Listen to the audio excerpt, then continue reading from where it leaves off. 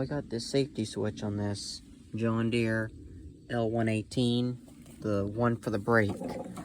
There's a clip in the, in fact, here's the original safety switch. See, it's got this clip on the side, and it clips into, probably can't see it, but it clips into that bracket right there.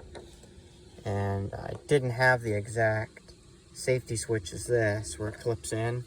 So this one came out of a Husqvarna. And I bypassed it, and how I did that was, I took an 1/8 inch drill, I held the button on top down, drilled a 1/8 hole, and then stuck a screw in. And this is my quick little, how to bypass a brake safety switch. It would also work on the PTO too.